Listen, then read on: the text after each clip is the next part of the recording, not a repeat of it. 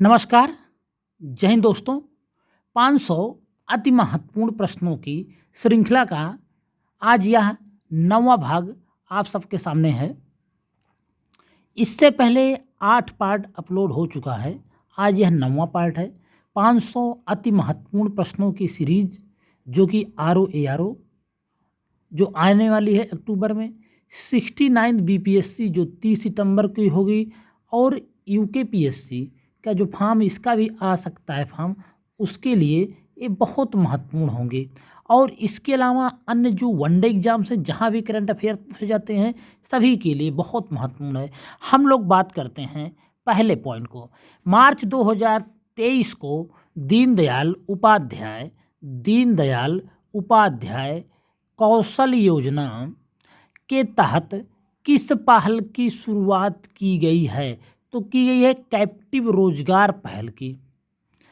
मार्च 2023 में दीनदयाल उपाध्याय कौशल योजना के तहत किस पहल की शुरुआत की गई है? तो यह शुरुआत की गई है कैप्टिव रोजगार की। दूसरा पॉइंट है, देश के कितने राज्यों में महिलाओं को पंचायतों में 50% आरक्षण प्रदान किया गया है? यह है 21 राज्यों में। तो देश की 21 राज्यों में महिलाओं को 50% आरक्षण दिया गया है। यह फैक्ट महत्वपूर्ण है, स्टैटिक जीके में बन जाता है कि कितने राज्यों में महिलाओं को 50% आरक्षण है। तो ऐसे भारत में 21 राज्य हैं। तीसरा पॉइंट है, वित्त मंत्री द्वारा 2023-24 के संघीय बजट में भारत को कैसी अर्थव्यवस्था बनाने पर बल दिया गया है?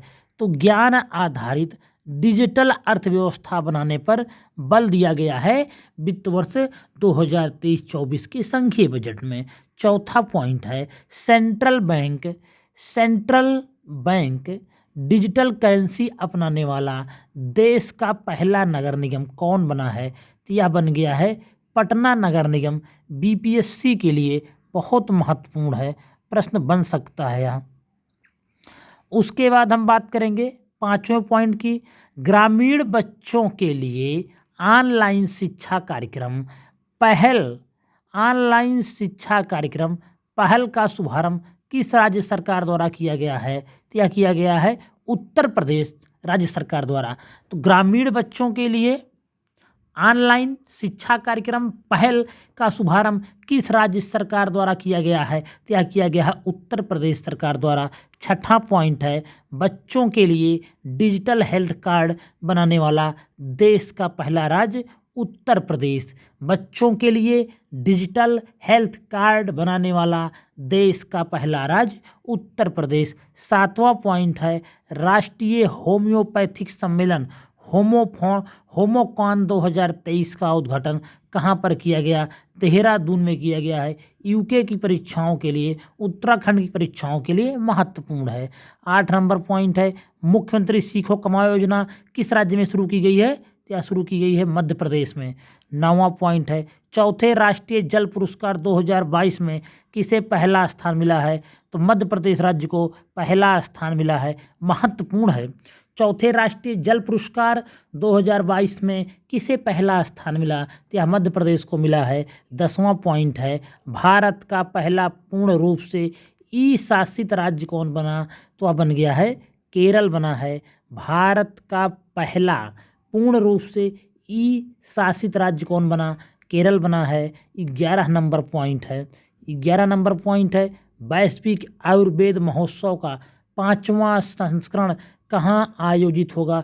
यह होगा तिरुवनंतपुरम केरल में। वैश्विक आयुर्वेद महोत्सव का 5वां संस्करण कहाँ आयोजित होगा?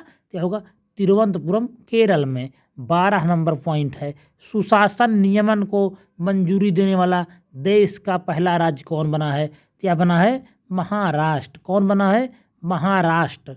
सुशासन नियमन को मंजूरी देने वाला देश का पहला राज्य कौन बना? महाराष्ट्र। और 13 नंबर पॉइंट है, भारतीय वायुसेना विरासत केंद्र का उद्घाटन कहाँ पर हुआ है? यह हुआ है चंडीगढ़ में। यह भी महत्वपूर्ण है, पूछा जा सकता है। भारतीय वायुसेना विरासत केंद्र का उद्घाटन कहाँ पर हुआ? चंडीगढ़ में। 14 नंबर पॉइंट है, भारत का पहला भारत का पहला अंतर्राष्ट्रीय मल्टी मॉडल लॉजिस्टिक पार्क कहाँ पर निर्माणाधीन है? तो वह जोगी घोपा असम में है। बहुत महत्वपूर्ण है, प्रश्न देखने को मिला भी है और फिर से मिल सकता है। यह भारत का पहला अंतर्राष्ट्रीय मल्टी मॉडल लॉजिस्टिक पार्क है। कहाँ पे? असम के जोगी घोपा में। 15 नंबर पॉइंट है 100 डे 100 पे 100 डेज 100 पे नामक अभियान किसने चलाया है? तो आरबीआई ने चलाया है। 16 नंबर पॉइंट है शराब पर स्वास्थ्य चेतावनी लगाने वाला पहला देश कौन बना है?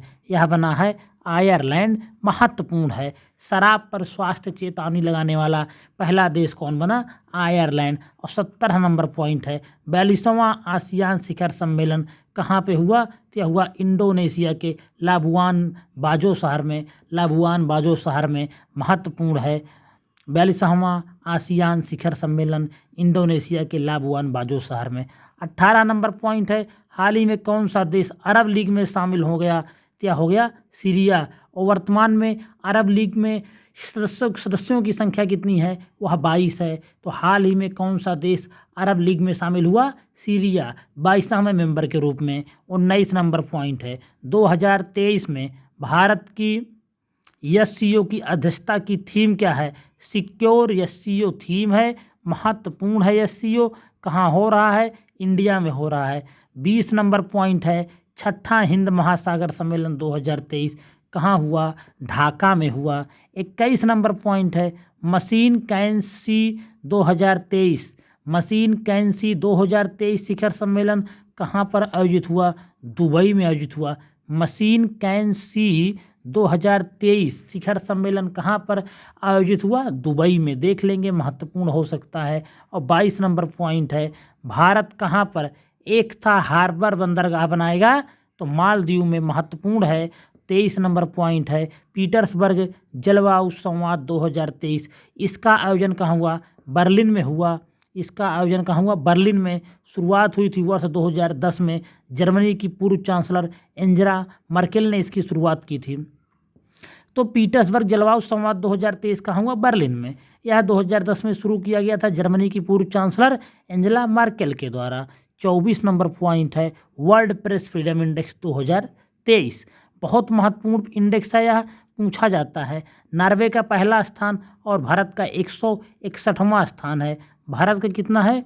161 स्थान, 161वां। 25 नंबर पॉइंट है मिशन सक्षम आंगनबाड़ी और पोषण 2.0 के तहत प्रारंभिक बचपन देखभाल और शिक्षा कार्यक्रम पोषण भी पढ़ाई भी किस मंत्रालय ने लॉन्च किया है? तो केंद्रीय महिला एवं बाल विकास मंत्रालय ने इसे लॉन्च किया है। तो मिशन सक्षम आंगनबाड़ी और पोषण 2.0 के तहत प्रारंभिक बचपन देखभाल और शिक्षा कार्यक्रम पोषण भी पढ़ाई भी किसका मंत्रालय ने लॉन्च किया है? तो वह है केंद्रीय महिला एवं बाल विकास मंत्रालय ने। 26 नंबर पॉइंट है डिजिटल लेन देन हेतु समर्थ अभियान का शुभारंभ किस मंत्रालय ने किया? तो केंद्रीय ग्रामीण विकास और पंचायती राज मंत्रालय ने इसका शुभारंभ किया है। डिजिटल लेन देन हेतु कौन सा अभियान चला है? समर्थ अभियान। इसका शुभारंभ किस मंत्रालय ने किया है? तो केंद्रीय ग्रामीण विकास और पंचायती राज मंत्रालय। 27 नंबर पॉइंट है रवनीत कौर चर्चा में रही हैं। तो भारतीय प्रतिस्पर्धा आयोग CCI की पहली महिला अध्यक्ष नियुक्त हो गई हैं। महत्वपूर्ण है, इन प्रश्न बन सकता है कि भारतीय प्रतिस्पर्धा आयोग CCI की पहली महिला अध्यक्ष कौन बनी है? रवनीत कौर। 28 नंबर पॉइंट है मनोज सोनी UPSC के नए अध्यक्ष। 29 नंबर पॉइंट है सिद्धार्थ मोहंती LIC के अध्यक्ष नियुक्त। 30 नंबर पॉइंट है अंतर्राष्ट्रीय जैव विविधता दिवस 22 मई। LIC के जो अध्यक्ष हैं 1 सितंबर में शायद बदल जाएंगे, तो 1-2 सितंबर तक ये बदल जाएंगे। सिद्धार्थ मोहंती, इसको आप लोग एक बार देख लीजिएगा LIC के अध्यक्ष, क्योंकि सितंबर में बदल जाएंगे। 31 नंबर पॉइंट है अंतर्राष्ट्रीय परिवार दिवस 15 मई को मनाया जाता। महत्वपूर्ण है अंतर्राष्ट्रीय परिवार दिवस 15 मई। और विश्व प्रेस स्वतंत्रता दिवस 3 मई और विश्व थैलेसीमिया दिवस 8 मई। 32 नंबर पॉइंट है अंतर्राष्ट्रीय बुकर पुरस्कार 2023 बुल्गारियाई लेखक जार्जी गोस्पोडिनो ने अपने उपन्यास टाइम शेल्टर के लिए जीत लिया है? तो बुल्गारियाई लेखक जॉर्जी गोस्पोडिनो ने अपने उपन्यास टाइम शेल्टर के लिए जीता। इस उपन्यास का अंग्रेजी में अनुवाद एंजेला रोडेल ने किया था। यह बुल्गारिया का पहला उपन्यास है जिसे यह पुरस्कार मिला। महत्वपूर्ण है, अंतर्राष्ट्रीय बुकर पुरस्कार 2023 लेखक कौन है? जॉर्जी गोस्पोडिनो को मिला है। 33 नंबर पॉइंट है, नरेंद्र मोदी को पापुआ न्यू गिनी और फिजी का सर्वोच्च नागरिक सम्मान मिला। तो नरेंद्र मोदी अभी हाल ही में पापुआ न्यू गिनी और फिजी की यात्रा पर गए थे, तो वहीं पे इनको पापुआ न्यू गिनी और फिजी का सर्वोच्च नागरिक सम्मान मिला। 34 नंबर पॉइंट है, विश्व प्रवासी पक्षी दिवस 2023। विश्व प्रवासी पक्षी दिवस 2023 थीम है 13 मई। विश्व प्रवासी पक्षी दिवस 2023 कब मनाया जाता है? 13 मई को। अब पुलित्जर पुरस्कार 2023, वॉल स्ट्रीट जर्नल और लॉस एंजल्स टाइम ने वर्ष 2023 का पुलित्जर पुरस्कार जीता। एसोसिएटेड प्रेस को यूक्रेन में युद्ध की कवरेज के लिए प्रतिष्ठित सार्वजनिक सेवा पुरस्कार दिया गया। कवरेज के लिए एसोसिएटेड प्रेस को यूक्रेन में युद्ध की कवरेज के लिए प्रतिष्ठित सार्वजनिक सेवा पुरस्कार पुलित्जर पुरस्कार प्रदान किया गया। 36 नंबर पॉइंट है, भारतीय मूल की किस ब्रिटिश अभिनेत्री को बाफ्टा फेलोशिप प्रदान किया गया? तो यहाँ है मीरा सयाल। महत्वपूर्ण है, भारतीय मूल की किस ब्रिटिश अभिनेत्री को बाफ्टा फेलोशिप प्रदान किया गया? मीरा सयाल। 37 नंबर पॉइंट है, made in India 75 years of business and enterprises पुस्तक किसने लिखी है? अमिताभ कांत ने लिखा है। Made in India 75 years of business enterprises पुस्तक किसने लिखी? अमिताभ कांत ने। 38 नंबर पॉइंट है, Laureus sportsman of the year 2023 पुरस्कार किसको मिला? लियोनल मेसी ने इस बार जीता। मेसी एक ही वर्ष में world sportsman of the year award और world team of the year award दोनों प्राप्त करने वाले पहले एथलीट भी बन गए हैं। तो मेसी एक ही वर्ष में world sportsman of the year award और world team of the year award दोनों प्राप्त करने वाले पहले एथलीट भी बन गए हैं। 39 नंबर पॉइंट है, डायमंड लीग 2023 नीरज चोपड़ा ने जीत लिया है। तो डायमंड लीग 2023 किसने जीता? नीरज चोपड़ा ने। 40 नंबर पॉइंट है, स्नूकर विश्व चैंपियनशिप का 2023 का खिताब किसने जीता? तो लुका ब्रेसेल बेल्जियम ने जीता। याद रखेंगे, महत्वपूर्ण हो जाता है। स्नूकर विश्व चैंपियन 2023 का खिताब किसने जीता? लुका ब्रेसेल बेल्जियम ने। 41 नंबर पॉइंट है, भारत का पहला केबल स्टेड रेल पुल कहाँ स्थापित किया गया है? जम्मू और कश्मीर में अंजी खड्ड पुल। तो भारत का पहला केबल स्टेड रेल पुल कहाँ स्थापित किया गया है? जम्मू और कश्मीर में अंजी खड्ड पुल। 42 नंबर पॉइंट है, सतत विमानन ईंधन के साथ साथ भारत की पहली वाणिज्यिक यात्री उड़ान। तो सतत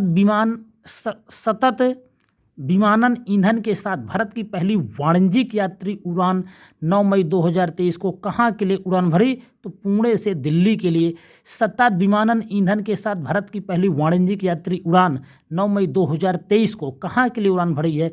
पुणे से दिल्ली के लिए। महत्वपूर्ण हो सकता है। 43 नंबर पॉइंट है, भारत ने चक्रवात मोचा से प्रभावित म्यांमार में लोगों को मानवीय सहायता प्रदान करने के लिए कौन सा ऑपरेशन शुरू किया? तो ऑपरेशन करुणा। भारत ने चक्रवात मोचा से प्रभावित